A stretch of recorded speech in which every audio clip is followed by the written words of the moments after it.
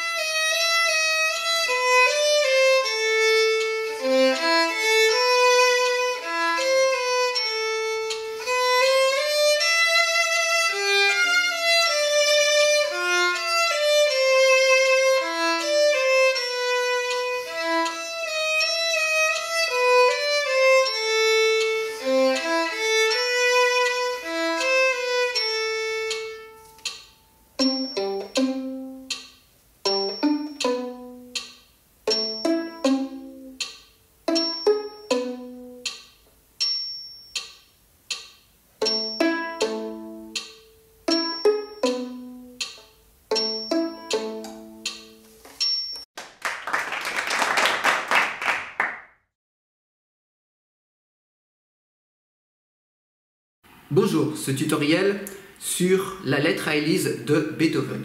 Donc Beethoven est un compositeur qui fait la transition entre l'époque classique ou la musique classique et la musique romantique. C'est le dernier compositeur de la musique classique, on va dire.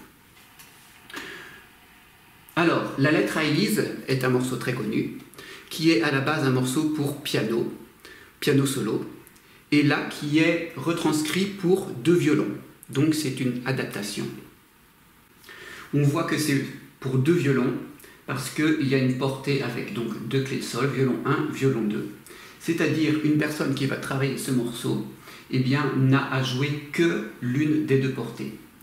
Si on analyse un petit peu comment est faite l'adaptation, nous remarquons que la première voix et la deuxième voix jouent exactement la même chose, mais pas au même moment.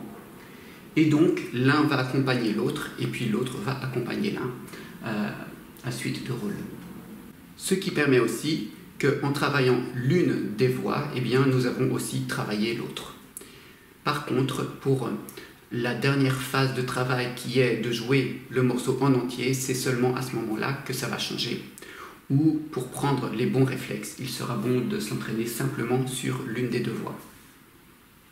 Dans ce tutoriel, nous le ferons simplement pour la première voix. Pour jouer ce morceau, il est bien déjà d'avoir acquis les tutoriels du numéro 1 jusqu'à 10, les démanchés. Parce qu'à certains endroits, nous aurons à faire des démanchés, que nous travaillerons justement.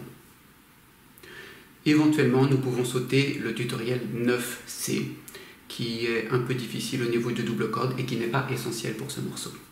Sur une échelle de 1 à 10, en considérant que le 1 est le plus facile et le 10 le plus difficile, ce morceau est d'une difficulté d'environ 3 sur 10. C'est-à-dire relativement facile, mais qui demande quand même la connaissance de certaines techniques, comme les démanchés et le changement d'empreinte, donc de position de la main gauche, de manière assez fluide, assez agile, avec des écarts des doigts des fois un peu plus importants.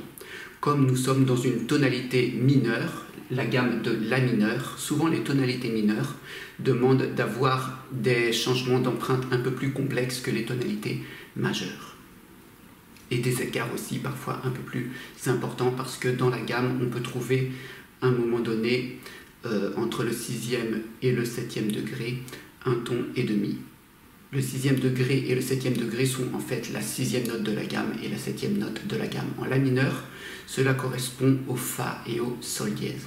Pour rappel, les lettres que nous trouvons ici correspondent aux cordes sur lesquelles nous jouons. Dans la partition, nous voyons que E, c'est égal à la corde Mi, le A à la corde La, le D à la corde Ré et le G à la corde Sol. C'est inspiré de la façon anglaise de noter les notes. Eux, ils utilisent l'alphabet A, B, C, D, E, F, G pour La, Si, Do, Ré, Mi, Fa, Sol. Et donc là, nous voyons que le début, où nous sommes bien sur la corde La, et que nous y restons jusqu'au Do grave où nous le faisons sur la corde Sol, G. Et là nous changeons à chaque fois de corde pour chaque note, donc la corde Ré pour le Mi et la corde La pour le La. Nous restons sur la corde La, nous revenons sur la corde Ré, etc. Donc quand il n'y a pas de changement de lettre, ça veut dire que nous restons sur la même corde. Pour les doigts, eh bien ce sont des chiffres, les doigts à mettre, le 4 pour le petit doigt, le 3 pour l'annulaire, etc. Le 2 pour le majeur et le 1 pour l'index. Quand c'est marqué 0, c'est que nous ne posons aucun doigt, corde à vide. Les notations habituelles. Nous avons aussi les coups d'archet. Le carré où il manque un côté, ça correspond au tiré que nous voyons là. Et le V correspond au poussé. Donc le tiré, c'est aller dans ce sens-là d'archet et le poussé, c'est aller de la pointe vers le talon. Nous allons commencer un travail sur le premier fragment qui commence donc de la mesure 1 et qui va jusqu'à la mesure 8. Donc les deux premières mesures de la deuxième ligne. La première phase, comme toujours, eh bien, est de trouver la place des notes. Et donc nous allons voir dans un premier temps la place de chaque note et faire ces notes avec l'accordeur pour pouvoir s'entraîner à avoir une bonne justesse. Et cela sans le rythme. Pour ce travail de trouver la place des notes, il est très bien et même assez important d'avoir un accordeur avec soi juste à côté pour nous permettre d'être vraiment précis. Nous pouvons aussi faire ce travail en utilisant des cordes à vide pour référence. Quand on a un peu plus de maturité technique, eh bien c'est une chose qui marche très bien et qui est plus rapide à faire qu'avec l'accordeur. Mais l'accordeur marche toujours très bien.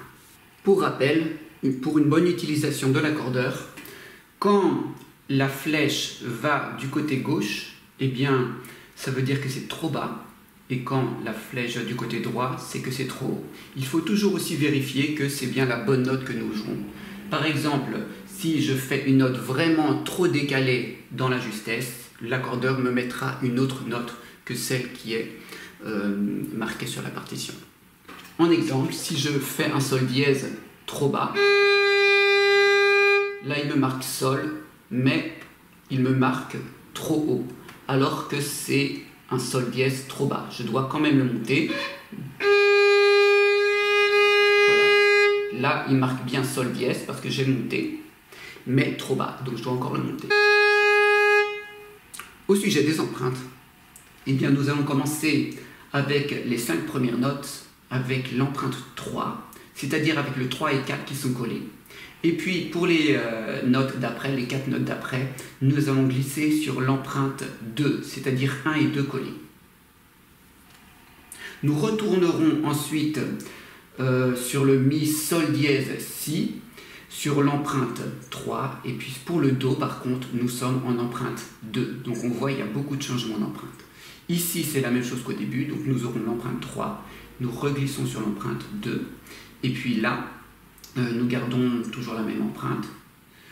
Et ensuite, ici, pareil, nous sommes sur l'empreinte 2, donc nous gardons l'empreinte 2. Nous allons faire ensemble, donc lentement, sans le rythme, pour trouver la place de chaque note. Le 4 sur la corde La, pour faire le Mi, la première note, avec l'empreinte 3. Le Ré dièse, donc le 3. On revient le Mi. À nouveau Ré dièse, Mi, le premier doigt sur la même corde pour le Si, le Ré normal cette fois-ci, donc on est en glissé en empreinte 2, le Do, deuxième doigt, et puis là. La suite, le Do sur la corde Sol, le troisième doigt. Mi, premier doigt sur la corde Ré.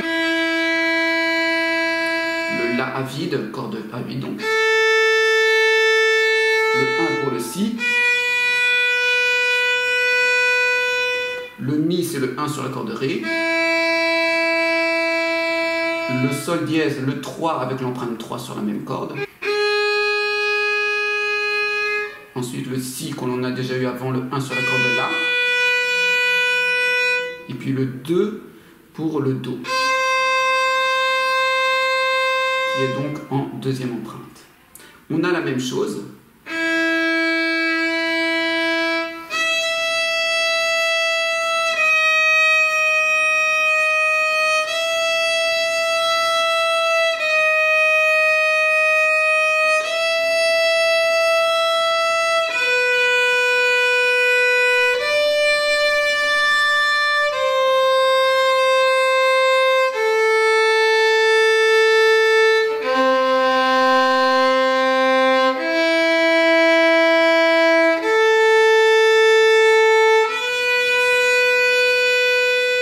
Et là, à la fin, le Mi, donc on a déjà eu avant, c'est 1 sur la corde Ré. Le Do, le 2 sur la corde La. Le 1 pour le Si. Et puis la corde Mi. Je vais refaire une fois sans parler, avec ces notes, sans le rythme, tout le fragment.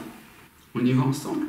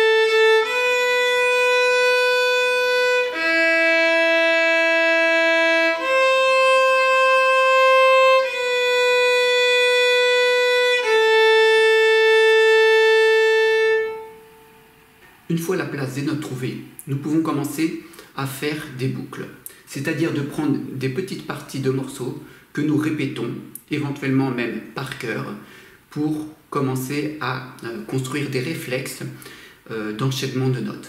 La partition a déjà des endroits entourés un peu partout qui correspondent à des boucles, c'est-à-dire des endroits particulièrement difficiles ou intéressants à travailler parce qu'ils se répètent plusieurs fois ou parce qu'il y a des difficultés techniques à résoudre. Donc le début du morceau, Mi, Ré, Mi, Ré, Mi, Si, Ré, Do, La, nous trouvons cette boucle ici aussi. Nous trouvons les mêmes mélodies sur les deux voix, pas au même moment, et donc quand nous travaillons ça, en fait nous travaillons aussi ça, c'est la même chose. Donc à veiller pour cette boucle-là, c'est principalement le changement d'empreinte. Nous passons de l'empreinte 3 à l'empreinte 2 et nous devons donc bien tirer les doigts en fonction à leur bonne place. Pour les coups d'archet de cette première boucle, eh bien, je dois lier ensemble les 5 premières notes. Nous voyons la liaison qui va jusqu'au dernier Mi là. Et puis ensuite, je dois pousser les 3 autres. Je lis les 5 premières notes et je pousse les 3 dernières. Et ça, on va le répéter en boucle. Donc nous allons commencer par ce début, d'abord très lentement, et nous allons accélérer de plus en plus. On y va ensemble ?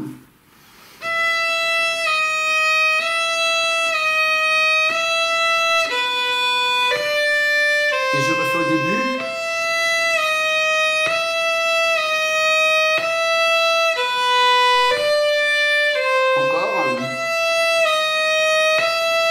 Je dois bien veiller au changement d'empreinte à chaque fois.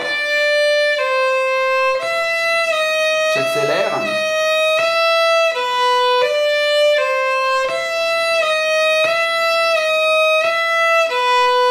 J'accélère encore.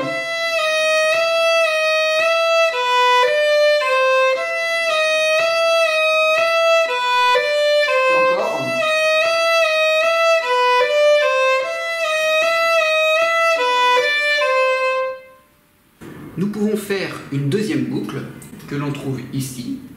Cette boucle-là, le but est de pouvoir devenir à l'aise à changer de corde rapidement. Pour les coups d'archet de la deuxième boucle, eh bien, je commence en poussant les 3 premières notes et je tire la dernière. Donc nous pouvons le faire d'abord lentement et de plus en plus rapide.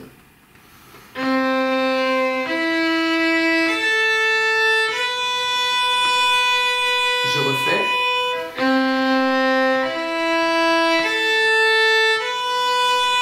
J'accélère un peu.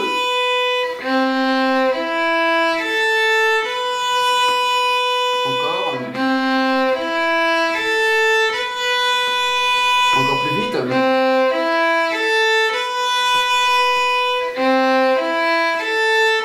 J'accélère encore.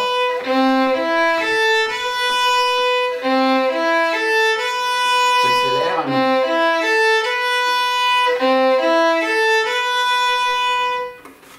Je peux aussi faire cette partie-là, si je ressens le besoin, en boucle. C'est un peu moins difficile et donc il n'y a peut-être pas forcément le besoin de le faire. Et éventuellement, je peux même faire ces deux parties ensemble et en faire une seule boucle. C'est ce que l'on va faire maintenant. Et je continue. Changement d'empreinte. Je refais.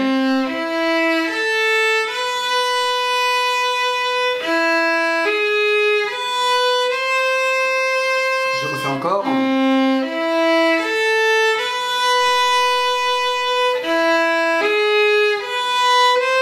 J'accélère.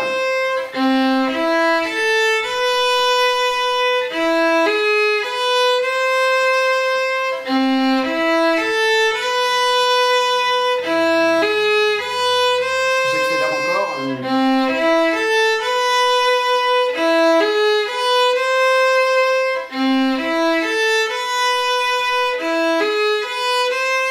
Une dernière fois.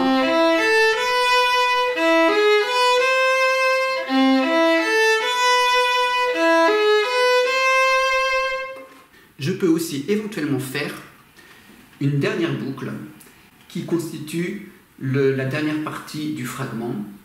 Donc ça, nous l'avons déjà travaillé en boucle plus haut et nous allons juste faire la terminaison de la phrase.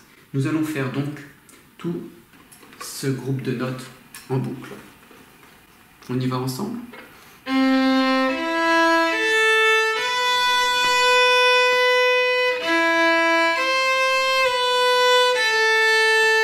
Je répète.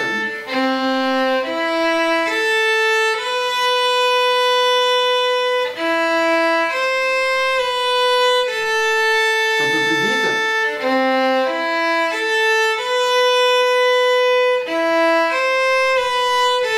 Encore plus vite.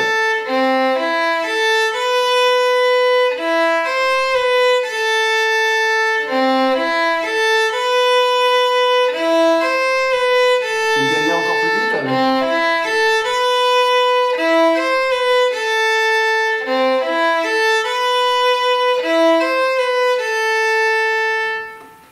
Pour cette partie-là du morceau, nous remarquons que c'est exactement la même chose que le début, donc nous l'avons déjà travaillé. Une fois les boucles bien travaillées, eh bien nous pouvons commencer à faire l'enchaînement du fragment, donc qui constitue la troisième étape. Nous allons donc enchaîner du début jusqu'à la mesure 8. Et je vais commencer par mettre un métronome à la croche, donc très lentement, 80 à la croche, ce qui constitue la moitié du tempo final.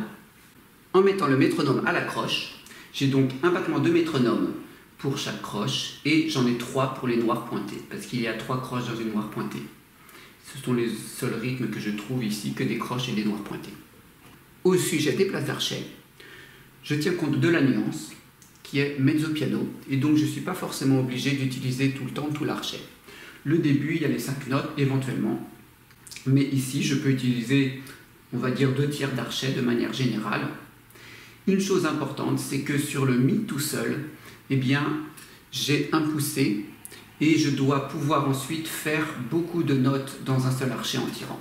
Ça veut dire que sur ce Mi-là, sur cette note toute seule, eh bien, je dois essayer d'avoir une vitesse d'archet plus grande pour garder assez d'archet pour la suite.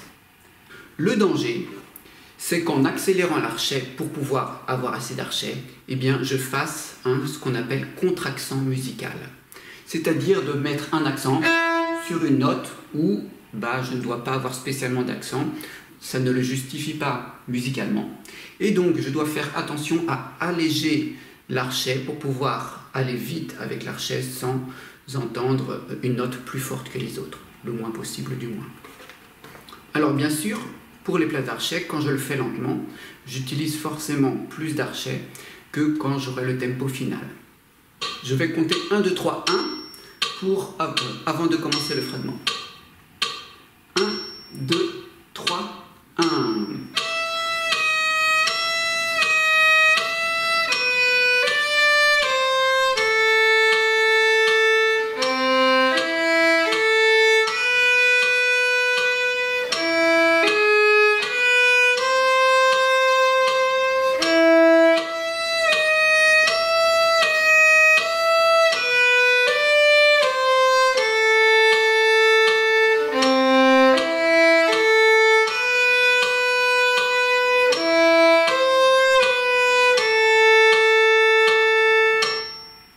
À nos notes à l'accroche, 1, 2, 3, 1.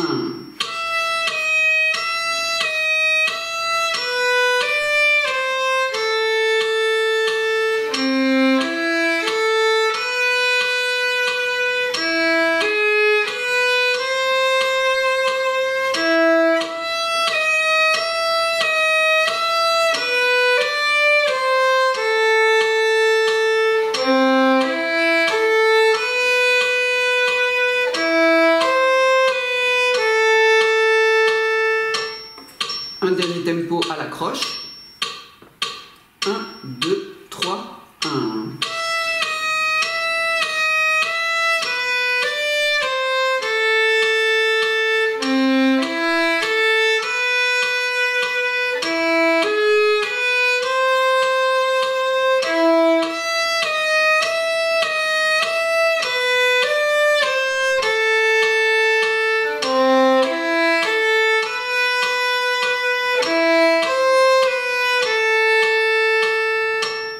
Maintenant, je vais garder la même vitesse, mais au lieu de mettre le métronome à l'accroche, je le mets à la noire, et cette fois-ci à 50. Donc nous sommes à la même vitesse, mais avec une pulsation à la noire. Ce qui fait que je fais donc 2 croches pour une pulsation. Et pour la noire pointée, eh bien, j'ai une pulsation et demie. 1, 2...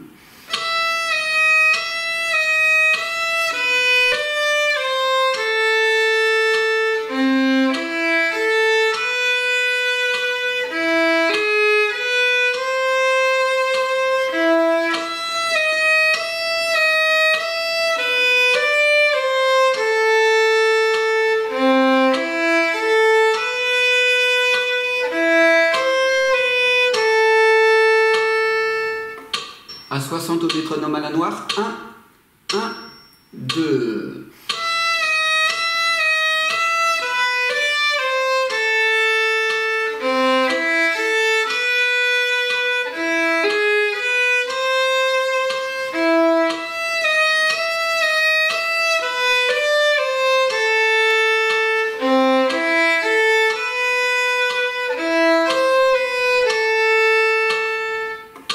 À 70 à la noire. 1, 2.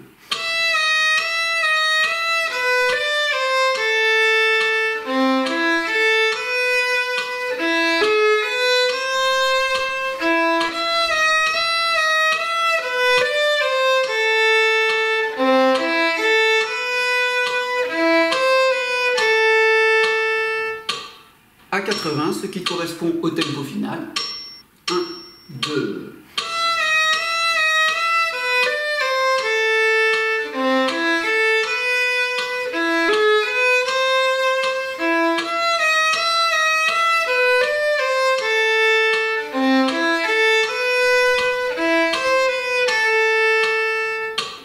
Et je peux éventuellement le faire un peu plus vite que le tempo final pour avoir comme une marge de sécurité dans la vitesse. Et quand je le ferai au tempo, me sentir pleinement à l'aise. 1, 2...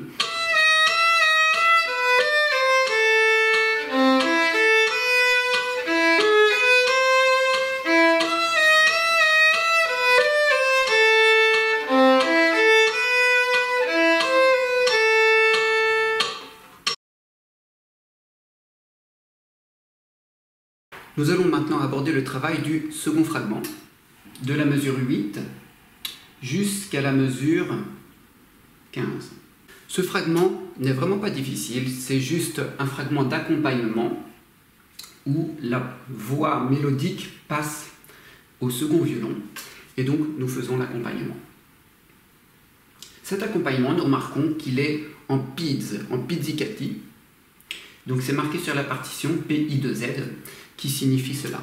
Le pizz est une technique où, au lieu d'utiliser l'archet, je vais utiliser les doigts pour gratter les cordes, comme une guitare. Il y a plusieurs moyens de les faire au violon. Nous pouvons les faire sans archet, si je n'ai pas du tout besoin d'archet dans un morceau, ce qui arrive de temps en temps, mais rarement. La plupart du temps, donc, je vais garder l'archet en main, parce que on voit bien qu'à certains moments donnés, je devrais reprendre l'archet. Ici, par exemple, c'est marqué arco, ce qui veut dire qu'à partir de là, s'arrêtent les pizz et je dois reprendre l'archet. Nous voyons que je n'ai pas beaucoup de temps de reprendre l'archet en main, et donc il est mieux d'avoir l'archet gardé dans la main en faisant les pizz. J'ai aussi plusieurs techniques, tout en gardant l'archet à la main, de faire les pizz.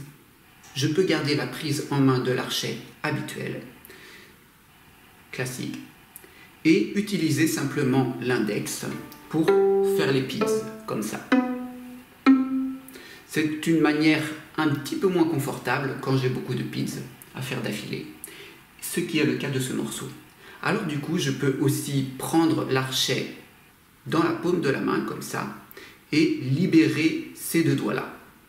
Du coup, je peux appuyer mon pouce sur le bord de la touche du violon, ce qui me donne un appui pour plus de précision, de confort et aussi de puissance dans les pitchs parce que je peux avoir plus de prise de pression avec les doigts.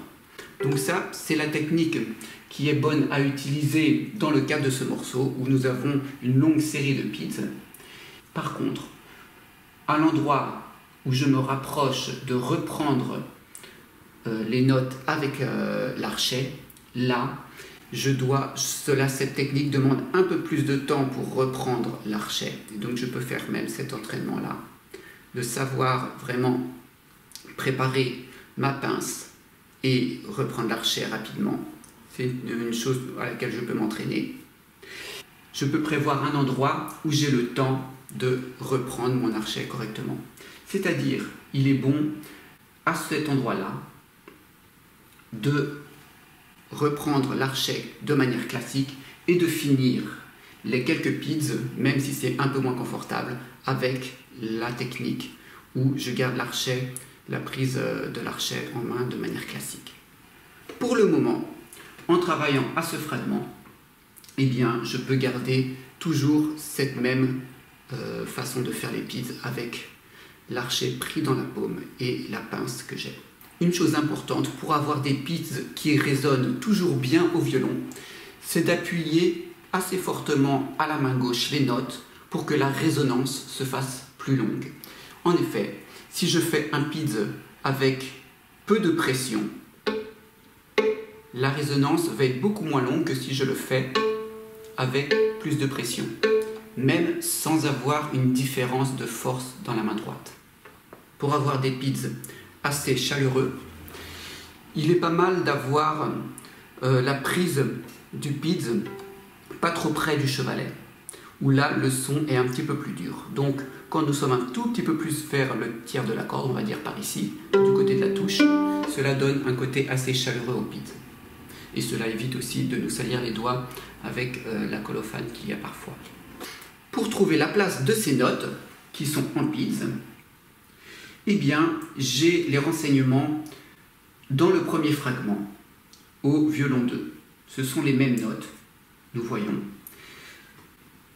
Et donc du coup, je vois comment je dois les faire. Je dois utiliser donc la corde Sol avec un premier doigt, la corde Ré premier doigt, et puis je reviens sur la corde Sol premier doigt.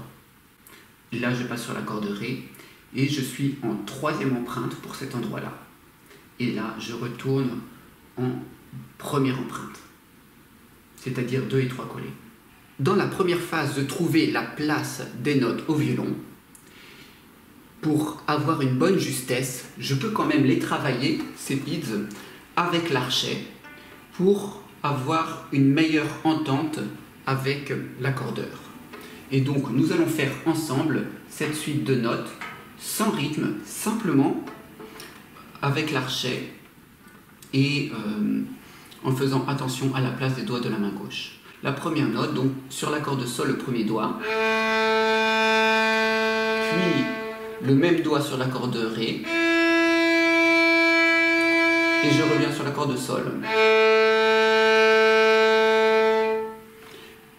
Dans le morceau, eh bien, je peux retenir de placer le doigt sur les deux cordes en même temps, comme ça je n'ai même pas à le bouger. Pour la suite des notes, le Mi que l'on a déjà eu, donc premier doigt sur la corde Ré, le Sol dièse c'est le troisième doigt avec la troisième empreinte, et le Si c'est le deuxième doigt sur la corde Sol. Pour les notes suivantes, j'ai encore le Mi, premier doigt corde Ré, ensuite quatrième doigt corde Ré, que je pourrais aussi avoir avec la corde à vide, mais cela va m'éviter de changer de corde, surtout qu'ensuite je dois retourner sur la corde Sol, avec un troisième doigt pour faire un Do, et cela m'évite donc un saut de corde. Pour les notes qui restent, ce sont exactement les mêmes. Donc je vais faire maintenant un enchaînement de toutes ces notes lentement, sans le rythme, avec l'archet, pour trouver la place exacte de la justesse. On y va.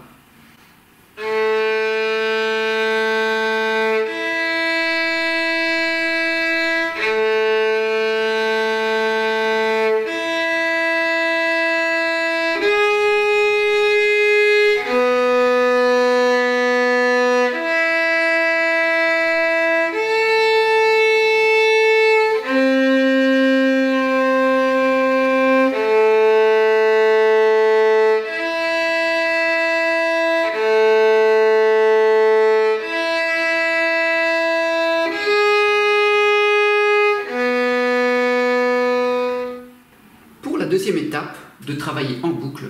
Je n'ai pas d'endroit très difficile dans ce passage d'accompagnement, mais il est peut-être bien de faire quand même l'enchaînement entre cette mesure-là, le Mi, Sol, dièse, Si, et puis cette mesure-là, le Mi, La, Do. Donc nous allons faire en boucle cet enchaînement de notes en gardant le rythme, donc en faisant attention de bien compter le silence à chaque fois. On y va ensemble ? Chute, chute, on refait, chute,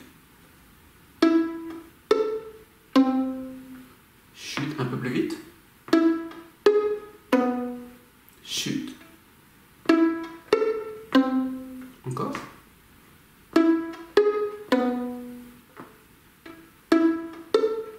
encore un peu plus vite.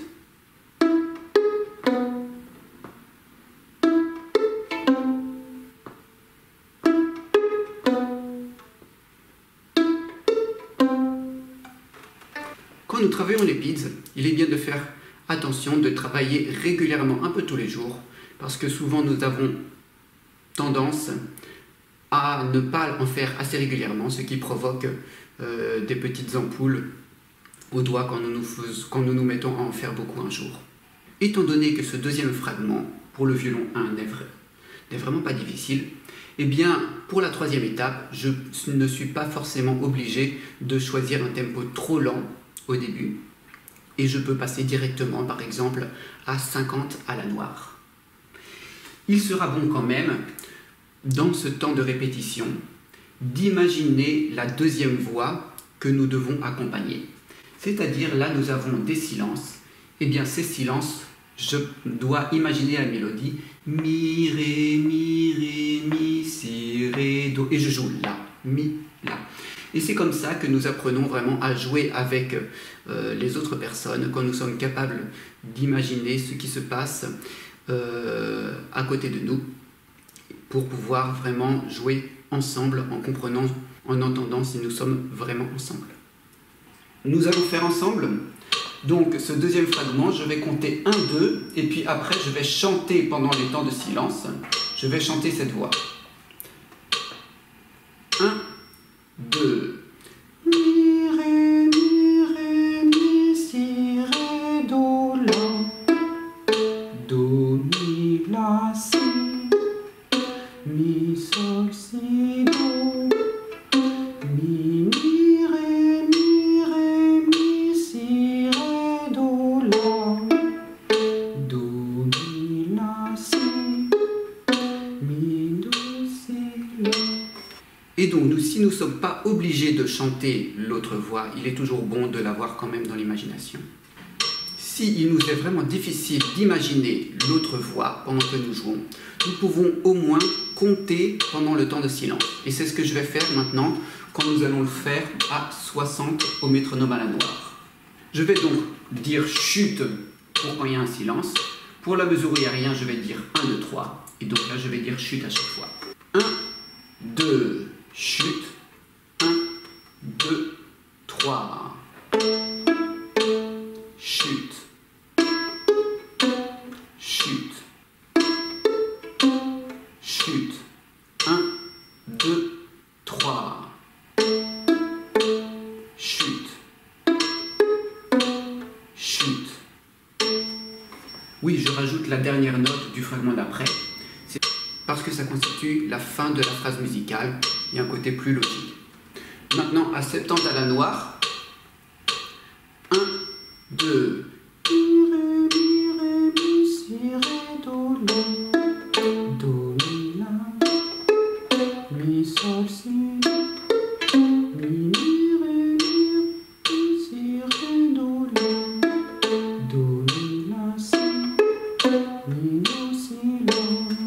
Et maintenant le tempo final à 80, et cette fois-ci je ne dis plus rien.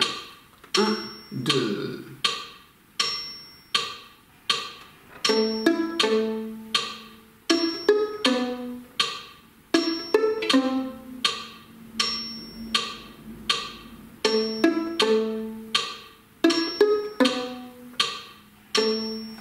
Là aussi, je peux me permettre de le faire plus vite pour m'entraîner dans la vitesse. Je vais le faire en comptant. 1, 2, chute. 1, 2, 3. Chute. Chute. Chute. 1, 2, 3. Chute. Chute.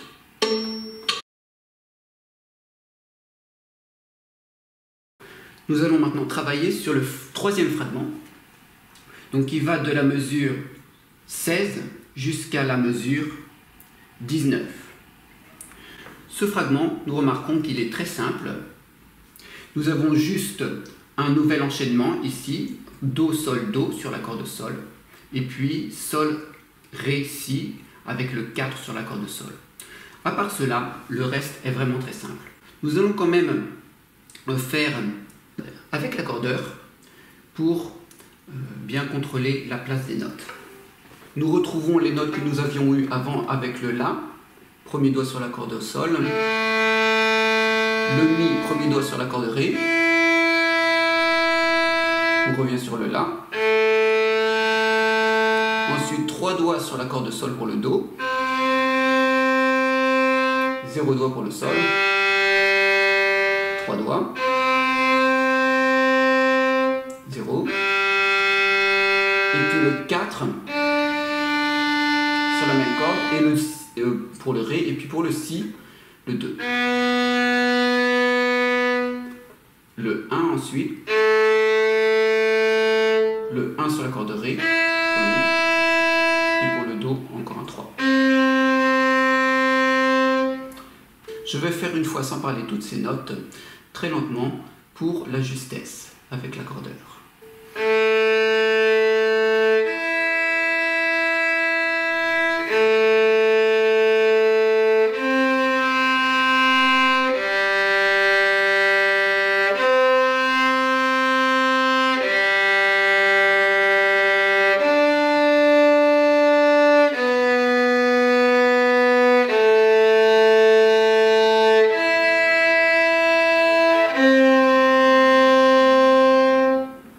Pour le travail de boucle, je peux faire éventuellement le deuxième et la troisième mesure ensemble, parce qu'il y a des enchaînements de doigts qui peuvent valoir la peine d'être faits, notamment entre le 0, le 4 et le 2.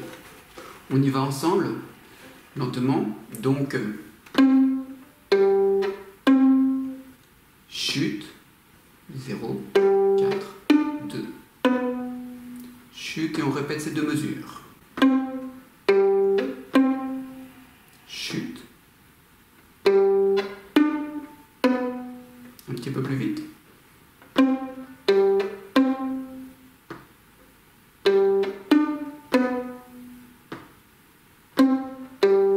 En pensant à bien presser le 4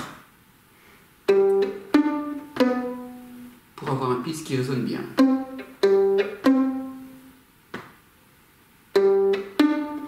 Encore un peu plus vite.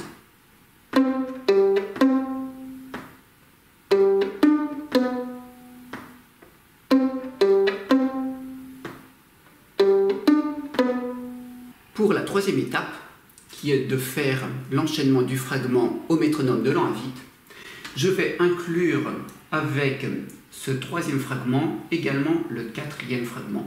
En fait, je ne vais ne faire qu'un fragment de ces deux passages, parce que pour la première voix, eh bien, ils ne sont pas très difficiles et j'ai déjà eu les mêmes notes et les mêmes enchaînements avant. Donc, je peux directement faire normalement sans difficulté ces 8 mesures d'affilée.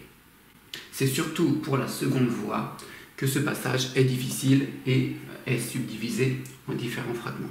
Juste pour s'habituer dans l'enchaînement, je dois retenir que pendant ce temps de silence, eh bien, il est bien que je travaille à la reprise de mon archet que je tenais comme ça et que je dois reprendre comme ça. Parce que à la fin du fragment, après, je dois reprendre l'archet. Et donc, ici est un moment idéal à la mesure 21 pour reprendre l'archet. Je vais donc passer de cette posture à cette posture et finir les derniers pids en les grattant avec l'index en tenant l'archet. Une autre chose à anticiper est pour la dernière note en pids, se dépêcher d'aller vers la pointe parce que je devrais ensuite, pour le prochain fragment, pousser 3 notes. Et donc, pour ce dernier pids, hop, eh bien, je vais rapidement ici. Je vais commencer là aussi directement avec un tempo 50 à la noire et je vais faire une première fois en chantant la voix, la seconde voix, pour apprendre ce qui se passe aussi pendant que nous jouons. On y va ensemble. 1, 2, 3. Si, do, ré, mi, sol, fa, mi, ré,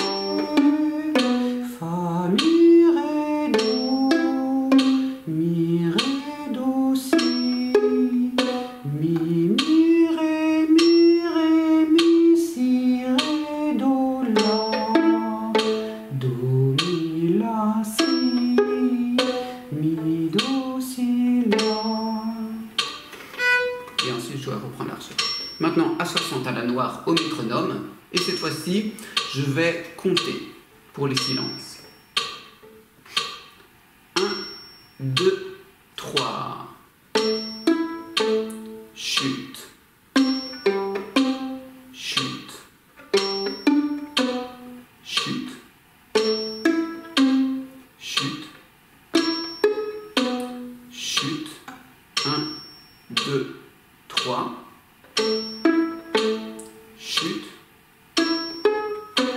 chute. Maintenant, 70 à la noire. 1, 2, 3.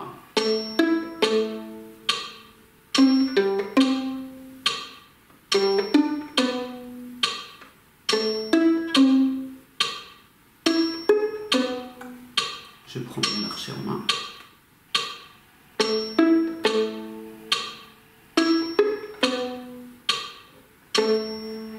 À 80 à la noire. 1, 2, 3.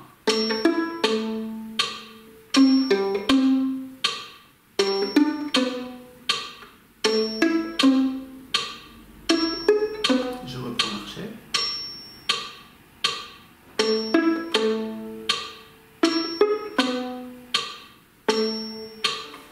Et un dernier tempo à 90. 1, 2, 3.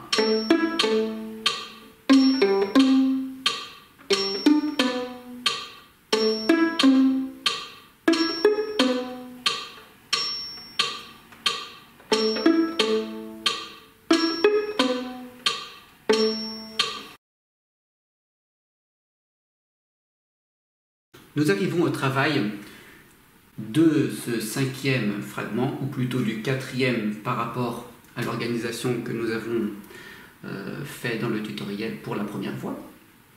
Et ce fragment est là où nous avons des nouveautés techniques. Nous avons ce que nous appelons des démanchés. Nous sommes avant en première position avec un Si et un Do qui est en empreinte 2, c'est-à-dire 1 et 2 collés. Et puis nous allons devoir glisser en 3e position, c'est-à-dire que le 1 va prendre la place du 3. Le Ré, au lieu de le faire avec un 3, eh bien je vais le faire avec un 1. Je me retrouve ce que l'on appelle en 3e position. Et ensuite, pour le Mi, eh bien je dois avoir l'empreinte 1, c'est-à-dire 1 et 2 qui sont séparés. Donc tout cela, ça fait des difficultés à travailler et les démanchés se travaillent de manière séparée.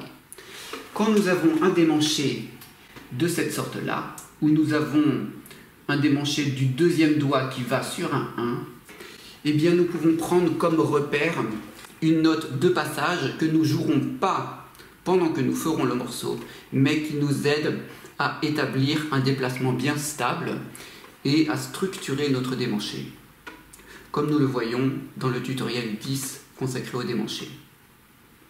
Donc c'est un démanché très classique, de la première à la 3e position. Ce sont les 2 positions du violon que l'on utilise le plus, et ce sont les démanchés que l'on trouve le plus dans les partitions entre la première et la 3e, dans tout le répertoire de violon.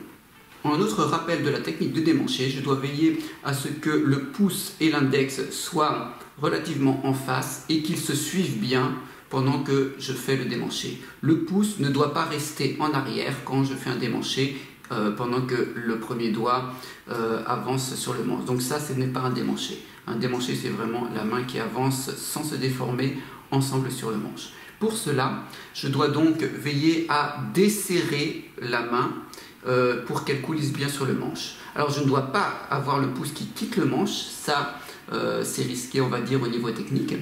Et je ne dois pas aussi avoir le doigt à se décoller. Le doigt va juste dépresser la corde pour glisser et remettre la pression quand on arrive. Nous allons donc travailler ce démanché avec une technique de travail en passant par une note, ce que j'appelle une note repère, qui n'existe pas sur la partition. Donc entre le Do et le Ré, nous avons le démanché. Nous allons rajouter un Si, un premier doigt. Il est bien d'avoir comme repère des premiers doigts pour stabiliser donc le démanché. C'est-à-dire au lieu de faire ça, eh bien je vais jouer pour le travail, rajouter un Si. Et je vais démancher après. Je vais faire ça aussi à l'envers pour que ma main apprenne vraiment le bon geste. Pour rappel, pour une bonne technique de démancher, je dois avoir la main qui reste bien stable avec les doigts au-dessus de la corde, le poignet qui ne doit pas être cassé et qui ne doit pas gondoler pendant que je démanche. Je ne dois pas me servir de cette partie du violon pour toucher le poignet et me servir comme repère parce que ça bloque le vibrato quand j'apprends à vibrer. Donc je dois pouvoir démancher simplement en écoutant, et dès que j'arrive sur la bonne note, eh bien j'arrête la main. Le fait d'avoir le bon geste aussi et de l'avoir répété beaucoup de fois, le bras mémorise vraiment la bonne place de chaque position. Et donc c'est pour ça qu'il est bien de répéter assez souvent les démanchés. Donc nous allons travailler ensemble ce démanché. Je fais le Do, le Si, et je démanche sur le Ré, et je le fais à l'envers. Le Ré, je redémanche sur le Si, et puis je vais sur le Do. Je vais le faire en liant l'archet parce que, aussi dans la partition, c'est un démanché qui se fait dans une liaison. Le Do et le Ré sont liés. Je refais Do, Si, Ré, Ré, Si, Do. Donc nous allons le faire un peu plus vite. Do, Si, Ré, à l'envers, Ré, Si, Do. Do, Si, Ré, Ré, Si, Do. Un peu plus vite.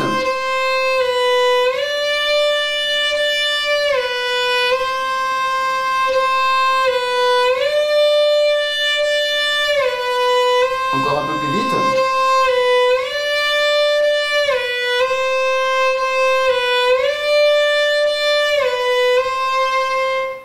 Et une fois que je suis à l'aise, eh bien je peux le remettre dans le morceau. Ce qui va constituer une des boucles que nous allons travailler après. Un autre doigt que je peux travailler pour le démancher, c'est ici. Donc cette fois-ci, je vais démancher de la corde La avec le Ré, où je suis en troisième position, et je dois arriver sur un Fa. Comme notre paire, je peux aussi choisir le premier doigt, qui est un bon doigt pour choisir des notes paires, parce que le premier doigt est celui qui est vraiment à la racine pour une main bien stable dans la justesse. Du Ré, je vais descendre jusqu'au Si, et puis je vais faire le Fa. Et ensuite, je vais le faire à l'envers. Et donc la place du Fa, c'est une deuxième empreinte, c'est-à-dire il est collé par rapport au 1. Et donc je dois croiser le doigt par rapport au 1 sur la corde. On refait ça ensemble. Le Si, le Fa, et le Fa, le Si et le Ré. Je refais.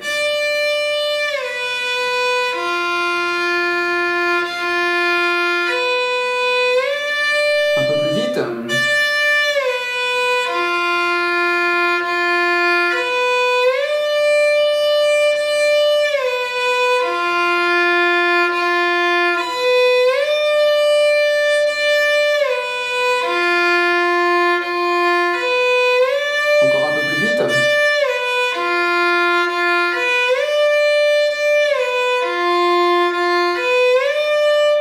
Nous allons pouvoir continuer après le travail des démanchés sur cette phase de trouver la place des notes à faire avec l'accordeur.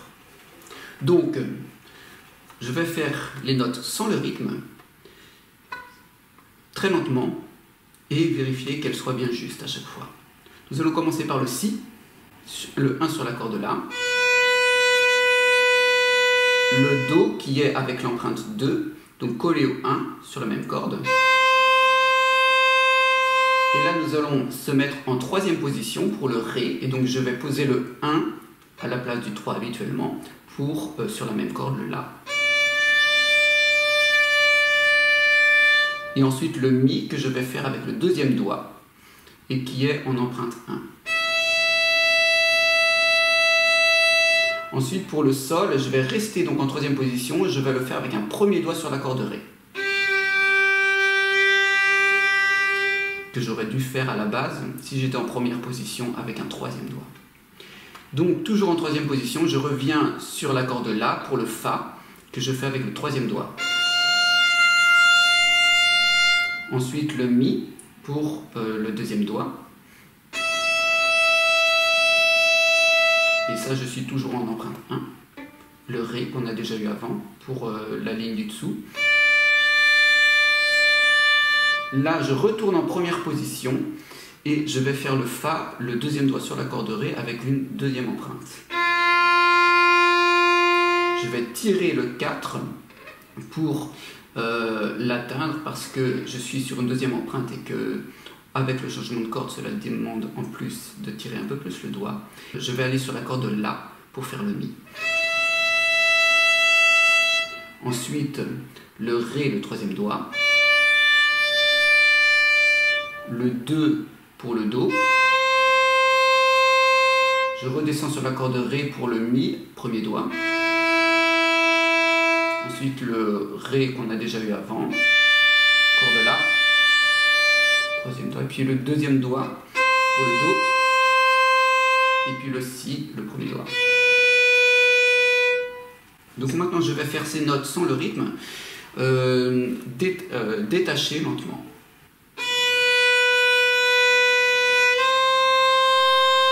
Je démanche.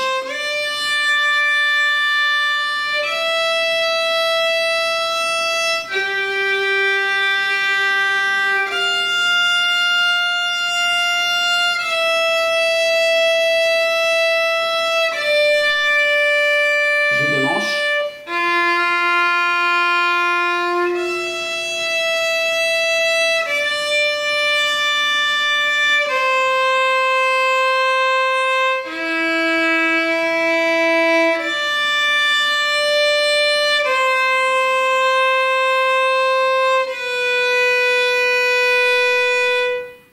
Comme cet endroit est un peu plus complexe techniquement, il est bon justement de faire des boucles.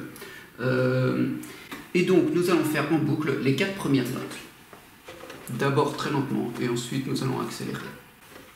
À retenir pour ces boucles-là, je vais commencer en poussant. C'est comme ça que je me trouverai naturellement sur la partition.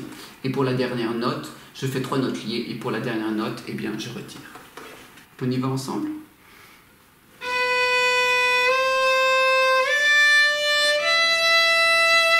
Et je refais, je reviens en première position.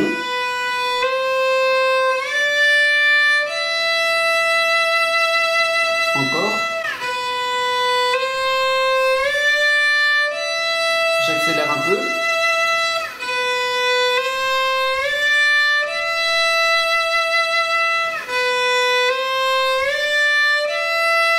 J'accélère encore.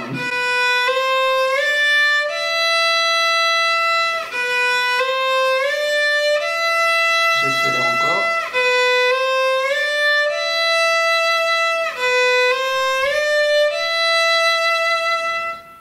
Alors en boucle intéressante, il y a aussi donc celle-ci à faire, Fa, Mi, Ré, Do, parce que j'ai des doigts qui sont assez étirés. On y va ensemble lentement.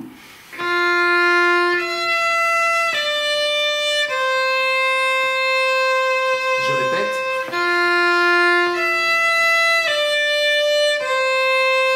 Un petit peu plus vite.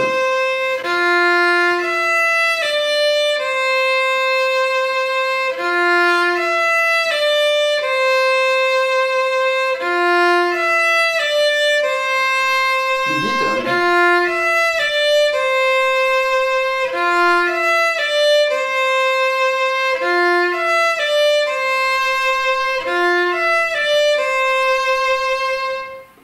Une autre boucle intéressante, pas marquée dans la partition, mais qu'il est bon de faire, c'est l'enchaînement de ces 4 notes-là, Sol, Fa, Mi, Ré, avec l'enchaînement de la boucle que nous venons de faire, parce que nous avons le démanché à travailler. Cette partie-là qui a aussi quelques difficultés, vu que je ne suis pas dans la même empreinte que quand je suis en première position.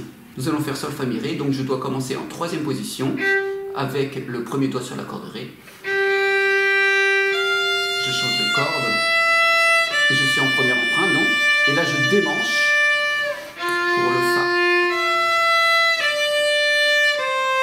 On va refaire, donc je remets en 3e position.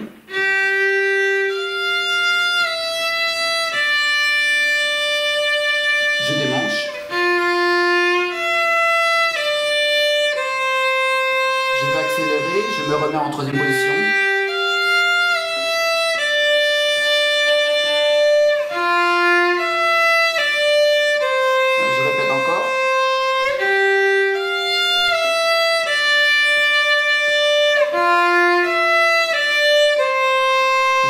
Encore.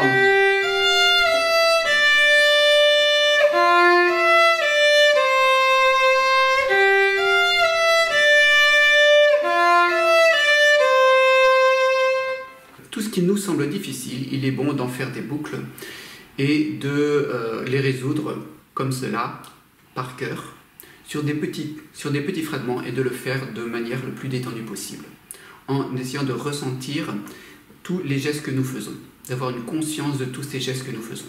Une fois bien assimilées ces boucles et les démanchées, eh bien je peux passer à l'étape de faire au métronome ce fragment, cette fois-ci assez court, de 4 mesures, parce qu'il rassemble beaucoup de difficultés.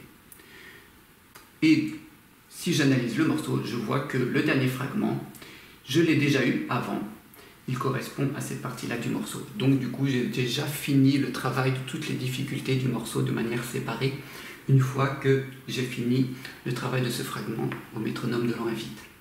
Il restera donc de travailler sur l'enchaînement du morceau. Dans l'enchaînement de ce fragment, et aussi avant, pendant les boucles, il est bon de penser au changement de corde.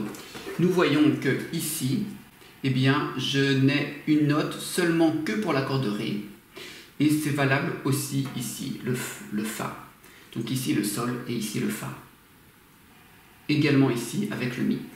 Et donc, puisque je vais changer de corde juste pour une note, je ne suis pas obligé d'utiliser tout le bras et simplement le poignet et les doigts en restant proche des deux cordes. Cela donne plus de souplesse et de fluidité dans le son, évite des saccades de mouvement et économise de l'énergie. Je vais commencer cette fois-ci avec un métronome vraiment lent, à la croche, à 60. Parce qu'il rassemble plus de difficultés, eh bien il est bon de commencer encore un peu plus lentement que pour les autres fragments. Je vais compter 1, 2, 3, puis on y va. 1, 2, 3...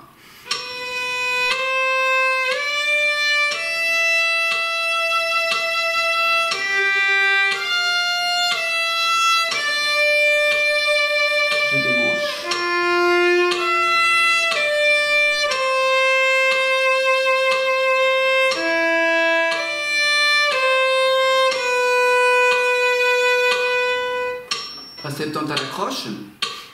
1, 2, 3.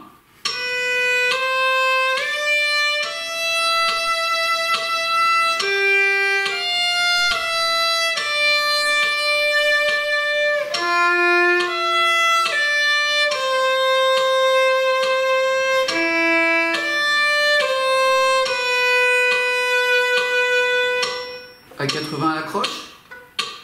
1, 2, 3.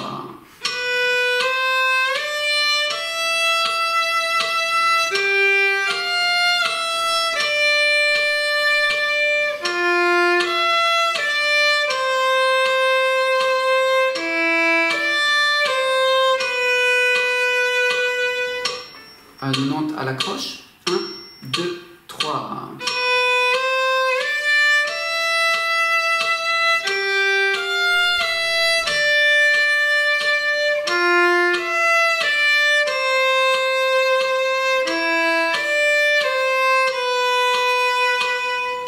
À 100 à la croche. 1, 2, 3.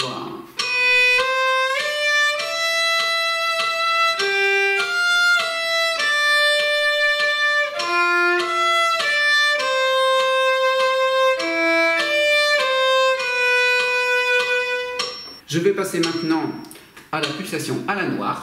Et donc je vais compter 1, 2 et au milieu du 2, je vais commencer à faire la croche. Parce que là, c'est au milieu de la deuxième pulsation que je dois commencer ma note, le Si. 1, 2.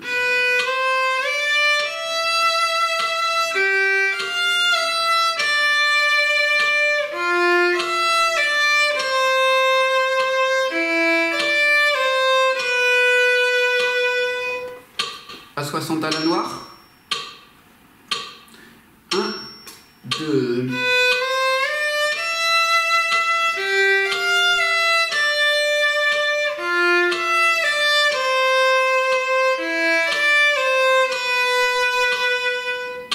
À 70 à la noire. 1, 2.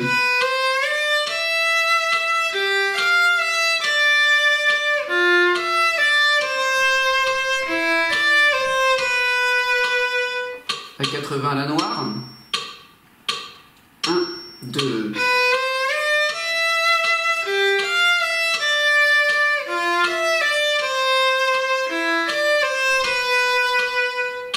Et le dernier à 90. 1, 2.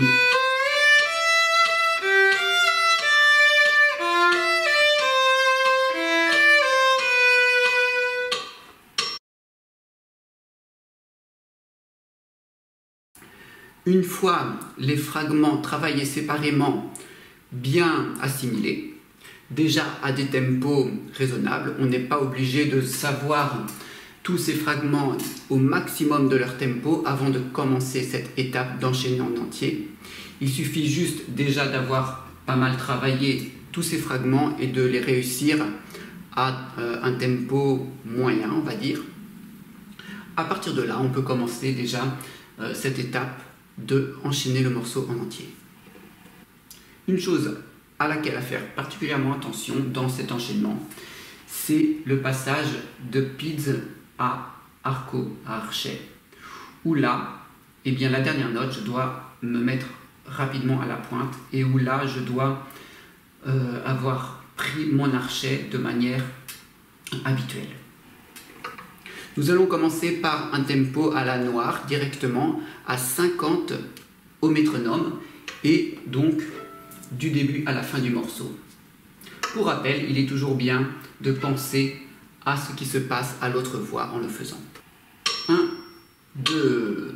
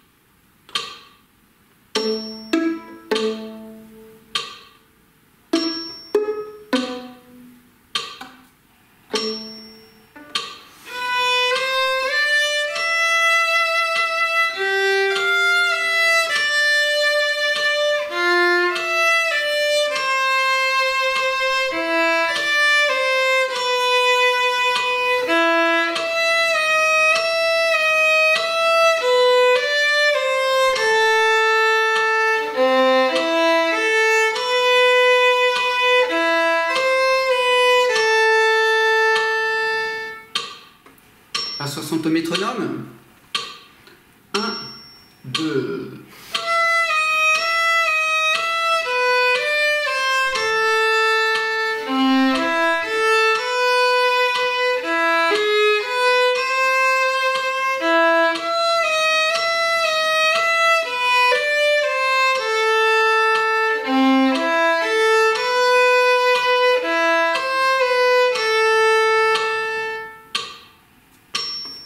Je prends mon archet dans la main.